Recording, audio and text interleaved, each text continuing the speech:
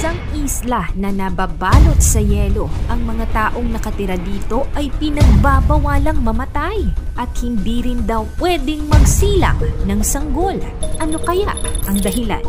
At saan ito matatagpuan? Top 10 facts sa isang islang nababalot ng yelo at dilim. Yan ang ating aalamin.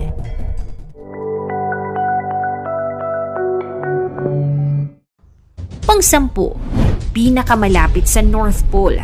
Ang Svalbard ay isang arkipelago ng Norway sa Arctic. Matatagpuan ito humigit kumulang 74 degrees at 81 degrees north sa pagitan ng mainland Norway at ng North Pole. Kaya naman ito ang nearest inhabited island sa hilagang bahagi ng ating mundo.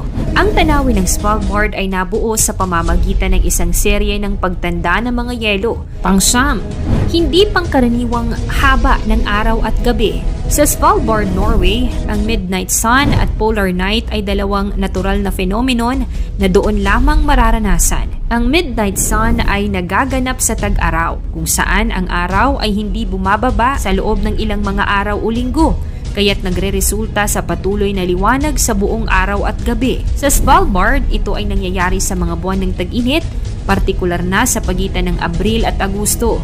Sa panahong ito, ang mga tao sa Svalbard ay may kakayahang mag-enjoy ng outdoor activities sa anumang oras ng araw o gabi. Sa kabilang banda, ang polar night ay nagaganap sa taglamig, kung saan ang araw ay hindi lumilitaw sa loob ng ilang araw o linggo. Sa Svalbard, ito ay nangyari sa mga buwan ng taglamig, partikular na sa pagitan ng Oktubre at Pebrero. Sa panahong ito, ang lugar ay nababalot ng dilim sa loob ng 24 hours at ang mga residente ay nakakaranas ng mahabang gabi. Sa kabila ng kawalan ng araw, ang buhay sa Svalbard ay patuloy pa rin. Bagaman ang ilang mga aktibidad sa labas ay maaaring limitado dahil sa kawalan ng liwanag. Pang-8, 7 taong pamumuhay. Dahil sa layo nito sa mainland Norway, marahas na winter climate at kakaibang seasons, ang pamumuhay sa Svalbard ay hindi para sa lahat. Sa kasalukuyan, ang Svalbard ay tahanan ng humigit kumulang 2,650 katao.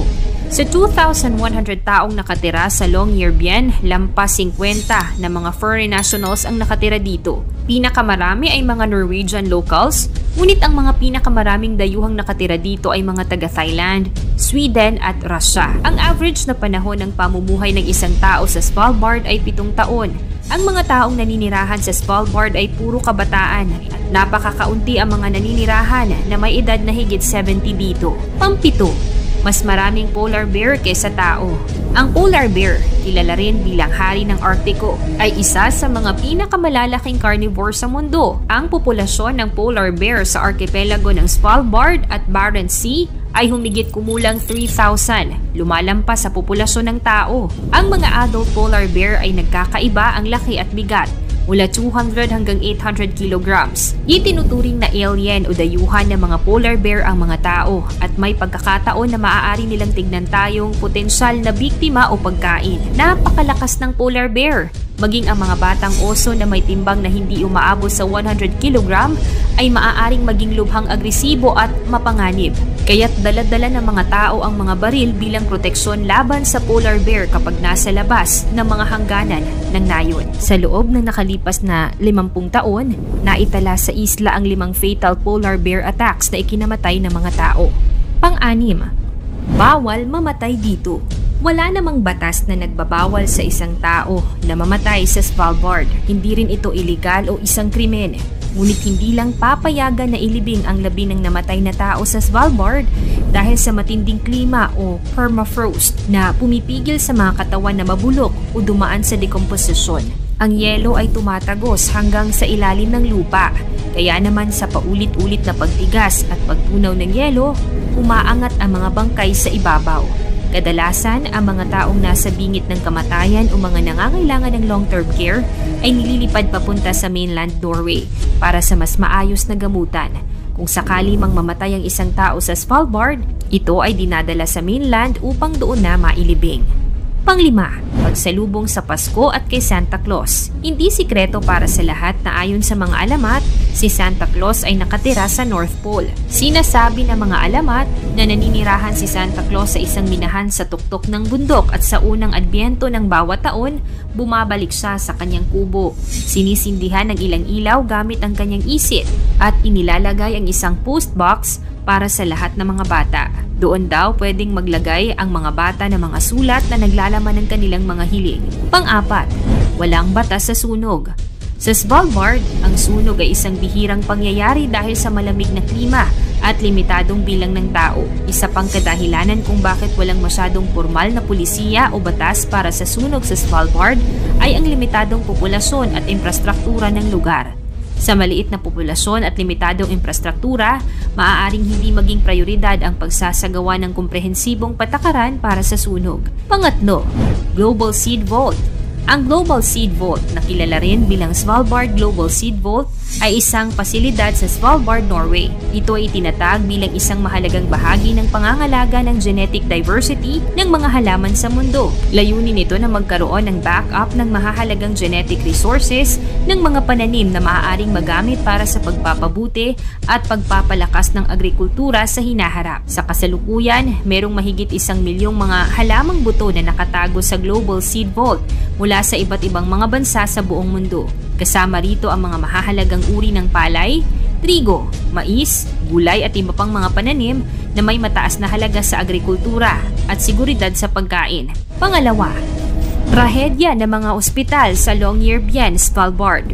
Ang unang ospital ay itinayo sa isang bahagi ng nayon na tinatawag na Skæringa noong 1916, ngunit nasira sa panahon ng ikalawang digmaang pandaigdig. Ang ikalawang ospital naman ay itinayo sa Haugen na sa kasamaang palad ay nasira sa isang pagguho ng niebe o avalanche noong 1953 na nagresulta ng pagkamatay ng 2 tao. Noong 1954, ang bagong gusaling ospital ay handa na sanang gamitin, ngunit agad na lumitaw ang mga problema kaugnay ng permafrost at agad na nagkaroon ng mga crack sa gusali. At noong 1991, ang kasalukuyang gusaling ospital ay natapos at nagbibigay ng mga espesyalisadong serbisyong pangkalusugan sa populasyon ng Svalbard. Una, hindi magandang ideyang manganak dito. Sa kabila ng maayos na pasilidad pangkalasugan sa Svalbard, hindi dito maaaring manganak ang isang buntis na babae dahil wala itong sapat na kagamitan kung sakali mang magkaroon ng hindi inaasahang pangyayari. Hindi rin naman pwede ang manganak sa bahay dahil mas peligroso ito. Lahat ng mga buntis ay kinakailangang umalis ng isla at pumunta sa mainland 1 buwan bago ang kanilang due date. Ngunit may mga pagkakataon na may mga sanggol na naipapanganak sa isla kapag napaaga ang paglabas nila sa mundo. Nangyayari ito 1 beses kada taon at kinakailangan pa rin silang dalhin sa mainland sa pamamagitan ng eroplano at incubator. Noong 2006, isang bata ang ipinanganak sa ospital sa Longyearbyen sa loob ng nakalipas na 10 taon. Noong 2009 naman, ipinanganak ang kambal. Ang lahat ng mga nagtatrabaho at nagbabayad ng buwis sa Svalbard ay sakop ng kanilang universal healthcare coverage, kaya wala silang babayaran ni 1 sentimo sa panganganak. Paano naman ang mga buntis na foreigner? Well, kinakailangan nilang bumalik sa kanilang mga home country upang doon manganak sa halip na sa Norway. Ang mga batang ipinanganak sa Norway hindi agad magiging Norwegian dahil hindi rito ipinapatupad ang birthright citizenship, di gaya sa Pilipinas. Ang mga bata ay maaari lamang maging Norwegian kung isa sa kanilang mga magulang ay taga-Norway. Ngayon, alam mo na ang mga bagay tungkol sa Svalbard. Gusto mo bang tumira sa lugar na ito? I-komento mo naman sa ibaba, i-like ang video, mag-subscribe, i-share mo na rin sa iba. Salamat at God bless!